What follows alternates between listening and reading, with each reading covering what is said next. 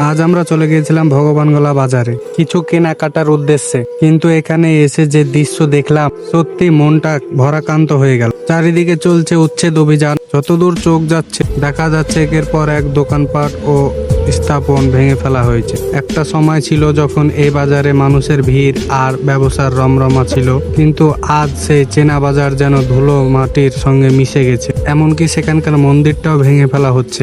সবাই ব্যস্ত তার নিজ নিজ সম্বলটুকু বাঁচিয়ে অন্য জায়গায় নিয়ে যেতে। আমাদের দেশের আইন ও সংবিধান অবশ্যই সম্মান করা উচিত। সরকারের নির্দেশ আমাদেরকে মেনে চলতে হবে। তবে এই পরিস্থিতিতে সাধারণ মানুষের কষ্ট দেখে সত্যি খারাপ লাগলো। তবুও আমি বিশ্বাস করি উপরওয়ালা কখনো কাউকে চিরদিন কষ্টে রাখে না। খারাপ সময়ের পর অবশ্যই ভালো সময় আসে। তাই এই মানুষগুলোর জন্য আমার আন্তরিক দোয়া ও শুভেচ্ছা রইল, যেন তারা আবার নতুন করে ঘুরে দাঁড়াতে পারে, মাথা উঁচু করে বাঁচতে পারে, নিজের স্বপ্নের ঘর ও জীবিকা গড়ে তুলতে পারে। আপনারাও এই সাধারণ মানুষের জন্য দোয়া করবেন। ভগবানগোলার এই পরিস্থিতি নিয়ে আপনাদের মতামত কমেন্টে অবশ্যই জানাবেন। তো তোমাদের জানাচ্ছি দুঃখের সহিত বিদায়।